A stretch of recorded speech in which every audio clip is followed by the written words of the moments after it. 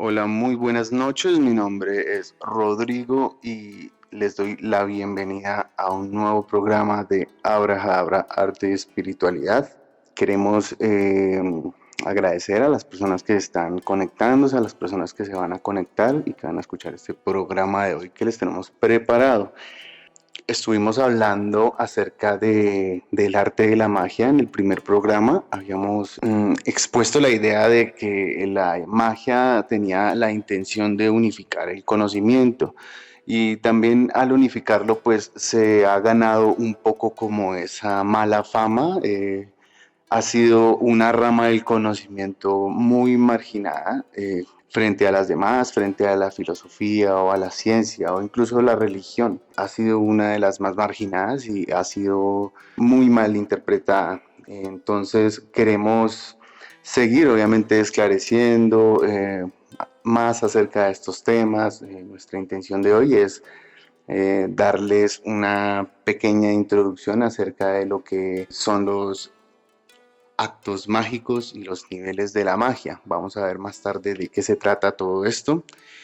Y nada, también le doy la bienvenida aquí a mi compañera Cindy, que quiere también saludarles y darles pues el primer dato, el primer dato de hoy. Hola a todos, muy buenas noches a todos los que se conectan a Subterránica Rock y a Abrahadabra.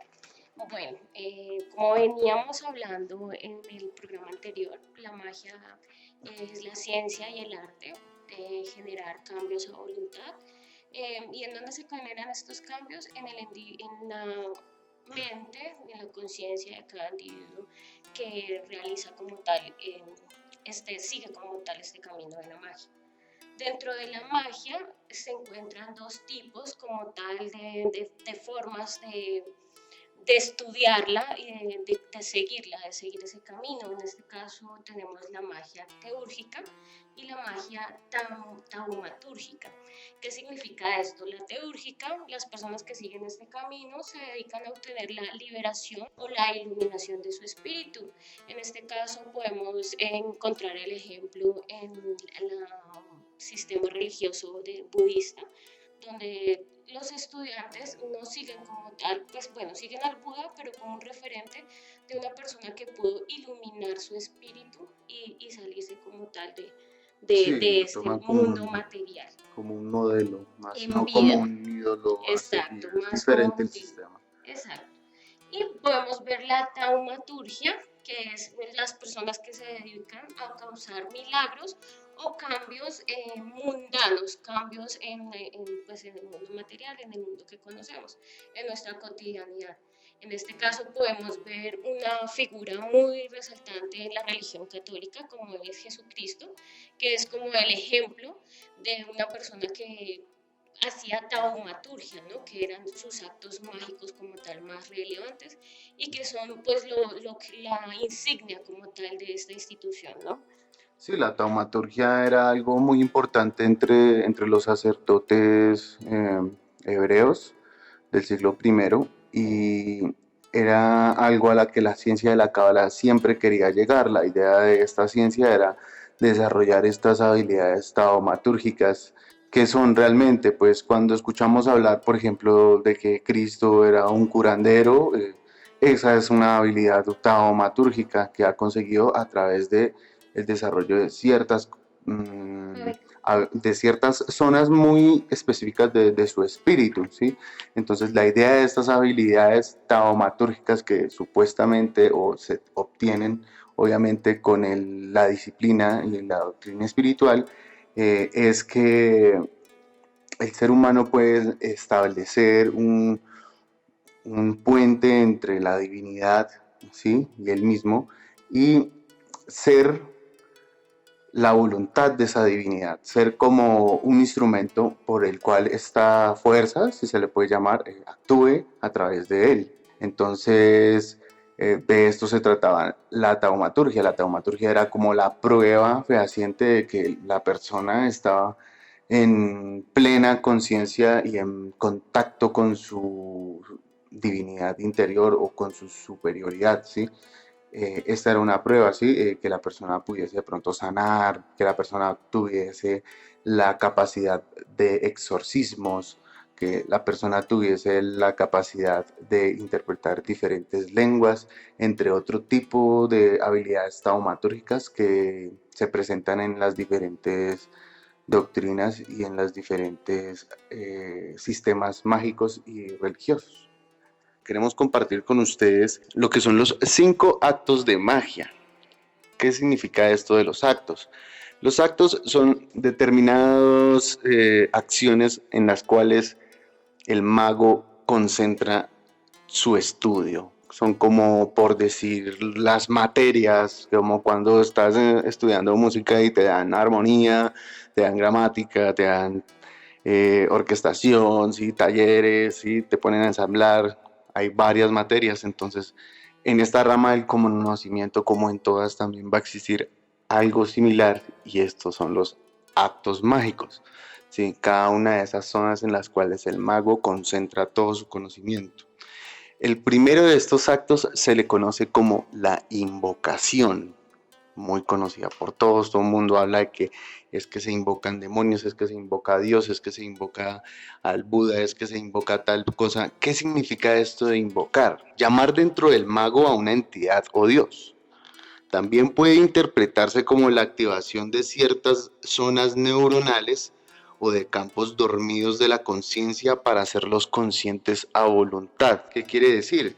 Que una invocación me sirve a mí para conocer una dimensión completamente nueva de mi mente y de mi ser. Despertar esas zonas quiere decir que yo voy a interpretar las cosas como nunca las había interpretado, o voy a sentir las cosas como no las había sentido, ¿sí? Incluso a desearlas o a necesitarlas también. Entonces, la invocación es una materia en la cual se busca activar, conseguir una técnica la cual me ayude a activar zonas específicas que yo quiera trabajar. Por ejemplo, si yo tengo muchos problemas para expresar, por ejemplo, lo que siento a veces y dejo que las personas me presionen y yo nunca estallo, ¿sí?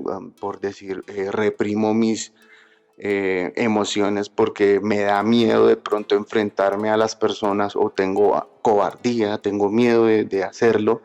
En este caso, la magia tiene fórmula que es, por ejemplo, invocar las fuerzas de Marte, ¿sí? Del planeta Marte. El planeta Marte va a ser en este momento pues un símbolo de fuerza, y a través de la invocación de ese planeta vamos a obtener, ¿sí? Esta fuerza, vamos a hacer que nuestro cerebro vaya hacia esas ideas, que se expanda hacia esas ideas, que nuestra mente se concentre en eso. Entonces, lo que quiero decir con esto de la invocación es que es toda una ciencia con la cual tú puedes, haz de cuenta como si instalaras un programa en tu mente, como si fuese una computadora, ¿sí? Algo específico y trabajarlo. ¿Qué formas de invocación se conocen o cómo son las maneras de invocar? Una es, por ejemplo, la devoción hacia un Dios. Cuando yo hago una oración, por ejemplo, a la Virgen María, estoy invocando esa energía de este arquetipo en mi conciencia, en mi mente, y haciendo que en mi mente entre en esas ideas y actúen, ¿sí? Eh, la otra es la dramatización. La dramatización, puedo citar, y casi siempre lo cito, el ejemplo de los actores. Cuando un actor tiene que diluir su ego para poder sacar, hacer su interpretación y obviamente transmitir un personaje, tiene que invocarlo. ¿Y cómo lo hace? Empapándose, ¿no? Hay diferentes tipos de técnicas de actuación, la verdad yo no conozco, pero lo hace empapándose, ¿no? De toda esta atmósfera para que le ayude a él entender mejor y así plasmar en su arte esto. Entonces lo que hace el actor vendría a ser una especie de invocación, ¿sí? Entonces hay rituales mágicos en los que se trabaja esa parte dramática, esa parte actuada. Hay otros donde más bien se trabaja la devoción, la fe, que la fe sea muy fuerte, y también ya los que tienen que ver más con los símbolos o los signos, ¿sí? Entender el lenguaje de los símbolos y a través de él generar mi técnica de invocación. Entonces lo que intenta hacer el mago siempre es buscar esa técnica que le ayude a él a potenciar. En este momento estamos hablando de invocación, o sea, que significa que es traer, es llenarme, ¿sí? Llenarme de fuerza, llenarme de valor, llenarme de libertad, llenarme de buenos valores, de malos valores, de lo que tú quieras llenar el recipiente, vas a poder realizar una técnica que te ayude a trabajar esas zonas de tu ego, esas zonas de tu alma, esas zonas de tu espíritu. De eso se trataría entonces la invocación, ¿sí? Una persona que invoca muy bien, por ejemplo, su fuerza espiritual. Doy un ejemplo de sacerdotes católicos que muchas veces tienen un don que se llama de confesión. Entonces es tan fuerte la invocación que lleva el sacerdote que hace que la persona confiese sus pecados con solo verlo. Esas cosas de ese estilo existen, ¿sí? Y eso es de lo que se está tratando en este programa, de ese conocimiento oculto, de esa rama espinosa del conocimiento que jamás nos la dijeron en el colegio, nunca en la vida nos dijeron que una persona podía hacer esto o que una persona a través de ciertas técnicas, ¿sí? de sugestión puede activar estas zonas y proyectar ese poder hacia las demás. O sea, esto de aquí viene mucho el control de la política, el control de también de las religiones, el control de la sociedad, ¿sí? En estas zonas donde están trabajando muchas de estas personas para organizar toda la sociedad como la tenemos organizada. Entonces, es un tema importante, esto de la invocación es algo muy profundo y hay ríos y ríos de libros que hablan de ello. Uno que cito es el Magic y Teoría, en Teoría y Práctica de Aleister Crowley. Él explica muy bien esta manera que tiene el mago de invocar, ¿sí? Las técnicas de invocación, habla de la devoción, también del dramatismo y todas estas cosas. Entonces, para dejar una generalidad, una idea general, la invocación es una ciencia en la cual yo puedo potenciar ciertas zonas de mi conciencia a voluntad. ¿Qué necesito para la necesidad que yo tenga? Continuamos con los actos mágicos, con estas materias, por así decirlo, de lo que es la magia, el ocultismo. El segundo de estos sería la evocación. Esto vendría a ser pues lo contrario, ¿no? A la invocación. En vez de traer algo hacia mí, voy a sacar algo de mí, ¿sí? Sacarlo, evocarlo, ponerlo fuera, proyectarlo, ¿sí? Eso es lo que vendría a ser una evocación. Y aquí nos ponen llamar fuera del mago a una entidad o Dios. También puede interpretarse como la activación de ciertas zonas neuronales o campos dormidos de la conciencia para hacerlos conscientes a voluntad, ¿sí? Vendría a cumplir en esencia la misma función de la invocación, o sea, es una manera de obviamente de acceder a zonas ocultas de nuestro espíritu, de nuestra conciencia, pero en este caso nosotros estaríamos llamando estas fuerzas como algo ajeno a nosotros, ¿sí? No dentro de nosotros. Entonces, aquí se cita un ejemplo que es muy conocido y que también se ha vuelto algo ya inclusive de la cultura pop, que tiene que ver con el arte del Ars Goetia o el evocación de los demonios, ¿sí?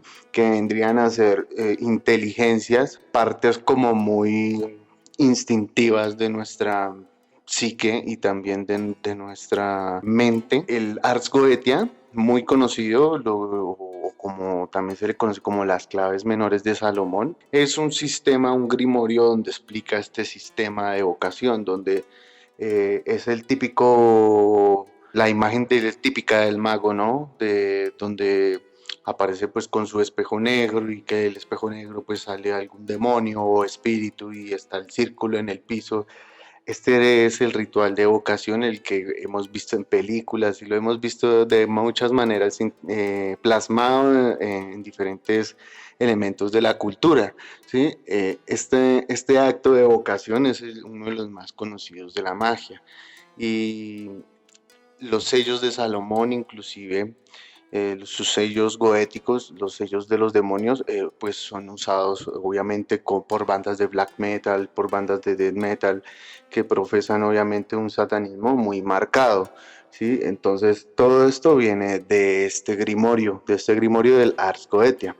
En una contraparte a este grimorio existe el Ars Pauli o Arte de Pablo, donde se nos explica cómo invocar fuerzas celestiales. Entonces, una pequeña regla de lo que sería la magia clásica o más tradicional es que las fuerzas celestiales, por ejemplo, como los arcángeles, fuerzas arcanas, son las que el mago debe llamar dentro de sí mismo, ¿sí? Y las fuerzas del inframundo, por así decirlo, o las inteligencias terrenales o los demonios, los daimon, son las que el mago debe sacar de sí mismo, las debe tomar como algo ajeno a él. Entonces se evocan demonios y se invocan ángeles. Esa es como una regla de este mundillo. Entonces, ¿qué quiere decir invocar un ángel? Quiere decir que me voy a llenar de esa energía, voy a vaciar mi espíritu, ¿sí? Y voy a llenarme de esa energía como si yo fuese un recipiente. Para esto necesito la herramienta de la meditación, porque sin la meditación no podemos lograr realmente alterar el estado de conciencia que queremos. Cuando tenemos la técnica de la meditación, sencillamente aislar la mente a un solo pensamiento o a un solo flujo de pensamientos, cuando tenemos esa técnica muy bien desarrollada, pues vamos a obtener mejores resultados con la invocación o la evocación de algún espíritu. Tal vez les esté hablando un poquito en términos mágicos, mucha gente tiene muy confundidas estas palabras de qué es un espíritu, de qué es un demonio, qué es un ángel, qué son todo este tipo de cosas que se utilizan sobre todo en la religión y pues también en este campo del ocultismo y de la magia. Entonces, para dejar una idea general de la evocación, es cuando yo quiero sacar algo de mí. Entonces, tengo pereza, por ejemplo. La pereza se personifica en la forma de un demonio.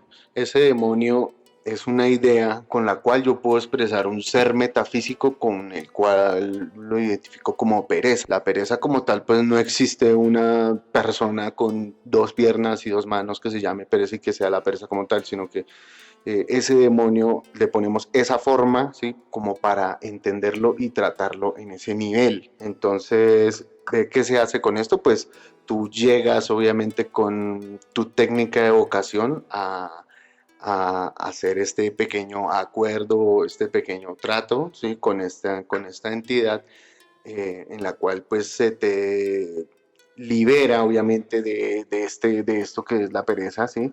Y tú terminas obviamente diluyendo eso en tu ego. Entonces, cuando yo quiero evocar algo, quiero es sacar un aspecto muchas veces negativo de mí, borrarlo y utilizar esta técnica a veces es lo más eh, efectivo dentro de lo que es el mundo del ocultismo y la magia, evocar, ¿sí? Pero también la evocación pues requiere de un desarrollo importante, sobre todo en nuestra fuerza de voluntad y también en nuestra capacidad de concentración y en nuestra meditación, porque la evocación es enfrentarte a ti mismo. Cuando te enfrentas a lo que odias, estás también enfrentándote a la esencia del odio como tal. Y ahí es donde tú vas, a esa esencia, para poder cambiarlo. No a los sucesos cotidianos que te ocurren, porque si lo trabajas en esa parte siempre vas a estar prisionero de tu ego y siempre vas a estar ahí prisionero, sino ver los sentimientos, hasta los negativos, desde su esencia, y esto lo convierte en un arte muy peligroso. Es una de las ramas de la magia en las cuales sí se puede correr el riesgo de perder la cabeza o estar volviéndose loco o estar simplemente malinterpretando cosas o incluso de volverse hasta una persona dañina o malvada que puede resultar haciendo daño a los demás. Entonces, con la evocación hay que tener un especial cuidado porque es una parte de la magia que requiere un desarrollo de la fuerza de voluntad muy fuerte. ¿Y cómo lo desarrollo? Invocando primero las fuerzas celestiales, las fuerzas superiores, las que me van a permitir a mí hacer frente a estas cosas. Sin una cosa no está la otra. Entonces, la invocación y la evocación son algo que redondea todo el conocimiento de la magia y le dan un fundamento, le dan una base. Bueno, regresando y continuando con los 5 actos de magia, vamos a hablar entonces ahora de los oráculos. ¿Qué son los oráculos? Los oráculos, con ellos se trabaja el poder de la adivinación. Se trata de poder comprender aspectos ocultos de una situación, una persona o el resultado de un trabajo mágico. Hay diferentes tipos de oráculos, entre ellos están las runas, el tarot, el I Ching y la quiromancia y las demás mancias pues que existen. ¿De qué sirven como tal estos oráculos? Oráculos son como un espejo, son la interpretación de la psique de la persona que está consultando. Es una ayuda que a través de sus símbolos, sus formas, sus colores nos permiten saber qué aspectos negativos, qué aspectos que la persona no puede percibir están mal o debe cambiar. Muchas veces las personas siempre están pensando, oiga, ¿por qué me pasa lo mismo? ¿Por qué no encuentro pareja? ¿Por qué siempre me va mal en todos mis trabajos? ¿Por qué no tengo dinero? Y siempre los problemas que tenemos, la solución que les damos es que son culpas externas, ¿no? Siempre culpamos a los demás, pero no logramos ver realmente que el problema está en nosotros mismos, porque pues no es fácil percibir nuestros errores, no la parte negativa de nosotros, siempre queremos resaltar lo que está bien. Entonces, con el oráculo se busca poder percibir estas cosas que no nos están permitiendo continuar una vida normal, porque dañamos a las personas, porque no tengo novia, de pronto porque no me muestro a los demás, no soy una persona que sea buena con las demás personas, no soy una persona altiva, que se muestre mucho, entonces pues no perciben seguridad en mí, entonces de pronto eso no atrae a las personas y es algo que no vas a ver, que los demás pueden ver en ti, que puede dañarlos también, pueden haber personas que te quieren y ver estos problemas y tú no los ves y pueden dañarte. Entonces, ¿para qué sirven los oráculos? Para saber en qué momento debemos invocar o evocar cierta energía que nos ayude a quitarnos esto negativo o a llamar una fuerza que nos ayude a eliminar esto negativo. Sí, el oráculo como tal lo que desarrolla es nuestra intuición. Al desarrollar la intuición, pues el discernimiento mejora y es una herramienta muy buena para tomar decisiones, ¿sí? Para la toma de decisiones en cuanto a lo que yo voy a invocar, que voy a traer o a qué voy a evocar, qué es lo que voy a repeler o alejar. Entonces, la intuición vendría a ser el campo que trabaja esto de los oráculos. El tarot, sobre todo, uno de los más conocidos y está tan bien plasmado que hace a la persona acceder a este conocimiento y empezar a desarrollar este don. ¿Sí? Es una herramienta muy buena para desarrollar el don de la intuición. Bueno, y algo que acompaña también esta herramienta son los talismanes, que pues dependiendo como de lo que se necesita, se trata de un talismán o de un amuleto. Como tal, un talismán se considera que es algo que atrae y un amuleto se considera que es algo que aleja, ¿no? Entonces, dependiendo de lo que queremos, se hacen determinadas fases lunares, porque lo que queremos es llamar como tal cierta energía, dependiendo de cómo se esté comportando nuestra mente en ese momento, ¿no? Las fases de la luna son muy importantes. Cuando hay luna llena, nuestra mente está muy diferente a como cuando hay luna menguante. Entonces, esta misma energía que impregnamos a todo, le vamos a impregnar también a estas herramientas que nos van a ayudar como símbolos a llevar una idea a nuestro subconsciente para cambiar ese algo que no queremos Sí, o que queremos. sí. o que queremos realmente. Bien, esto de los talismanes y de los amuletos, ¿por qué tiene que ver con la fase lunar? O sea, ¿qué es lo que tiene que ver la astrología en esto? ¿Qué es lo que pasa con los magos cuando están hablando de que la luna tiene Sí. que ver o que el planeta este tiene que, o sea, de qué realmente se está hablando ahí? Eso tiene que ver mucho con, primero con la intuición que empieza a tener el mago y en cómo él empieza a ver su visión y en darte cuenta de cómo es la armonía de la creación, o sea, de que las cosas están en un orden y en un equilibrio perfecto, que realmente si cambias algo en eso, se va a dañar, se va a destruir. Entonces, no hay una manera científica, ¿sí?, que me diga a mí, oye, es que la luna influye de determinada energía porque tiene estos componentes químicos o porque está dentro de la física. O sea, no se está hablando de física ni de química, se está hablando de símbolos, se está hablando de algo más metafísico, de un lenguaje más filosófico que de pronto tan duro como lo es la física o la química, que son cosas más fuertes, más duras. ¿Sí? Aquí estamos hablando de un símbolo y la luna como símbolo, tiene una repercusión en nuestra mente, porque nuestra mente son un montón de como láminas de metal que son muy fáciles de malear a cualquier forma, pero que al mismo tiempo son duras, ¿sí? Pueden llegar a ser duro. Entonces, estas ideas, los símbolos son los que las gobiernan. Cuando yo tengo un símbolo en mi cabeza, ese símbolo activa esas zonas en mi conciencia ocultas. Entonces, ¿a qué nos referimos con la luna? Cuando veo la luna menguando quiere decir que está como apagándose, ¿sí? Está menguándose. Es una buena manera de tomar ese símbolo para yo cargar mi amuleto. Cuando estoy en luna menguante puedo trabajar mi amuleto para repeler algo, ¿sí? Cuando la luna está creciendo, esa energía, ese sentimiento que me hace, que me transmite la luna cuando está creciendo, es el que yo voy a plasmar en mi talismán.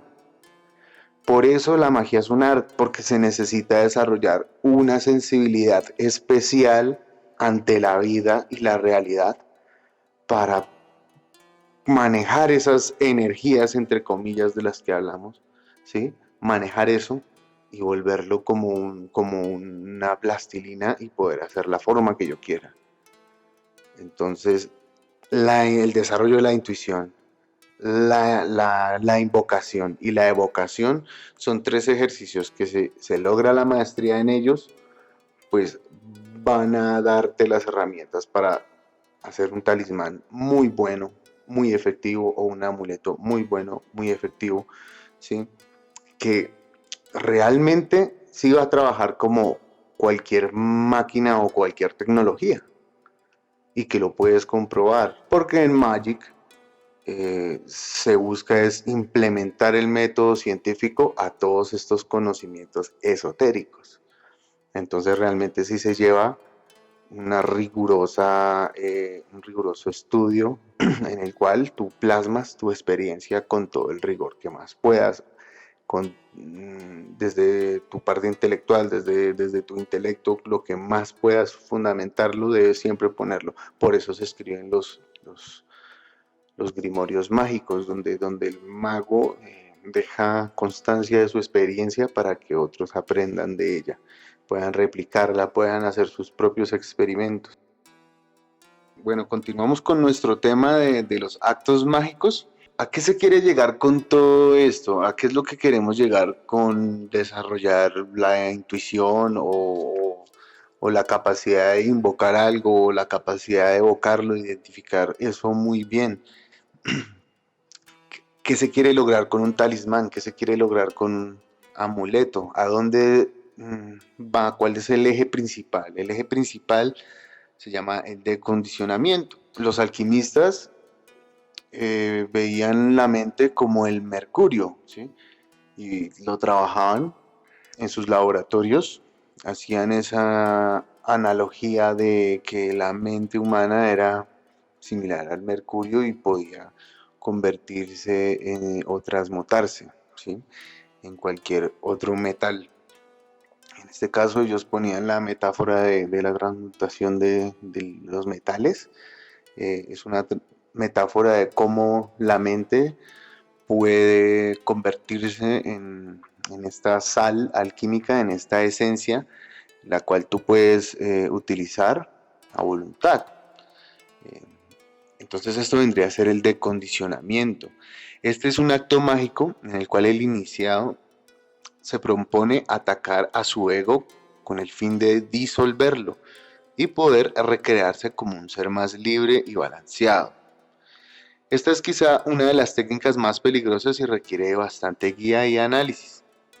Una invocación puede ser un decondicionamiento de algo de la, de algo de la personalidad. Por ejemplo, perder el miedo a un animal consiste en adquirir la cualidad del coraje y del entendimiento, o sea, invocarlas. Una evocación es un decondicionamiento del exterior enfocado en la mejora del ser. Puedo evocar o exteriorizar mi ira mediante un arte marcial para balancearme. De la misma forma en que puedo evocar el amor mediante un regalo hacia mi pareja para sentirme bien. Es importante recalcar que todo sistema mágico necesita un mapa sobre el cual trabajar y el mayor legado que hemos tenido los magos es el árbol de la vida, el cual es un mapa que puede adaptarse casi a cualquier sistema. Entonces, ya cerrando este programa de hoy sobre actos mágicos, queremos dejarles ahí ese abrebocas acerca del árbol de la vida como una herramienta que se ha convertido en una base para muchos ocultistas modernos y que se ha convertido en un mapa o en un referente para darle una unidad a todo este conocimiento y no esté tan encriptado en diferentes tradiciones o en diferentes folclores. Con esto se le está intentando dar una uniformidad para poder desarrollar mejor y darle más efectividad. Entonces, los 5 actos mágicos: invocación, evocación, talismanes, amuletos, oráculo, eh, son las materias a trabajar en este conocimiento.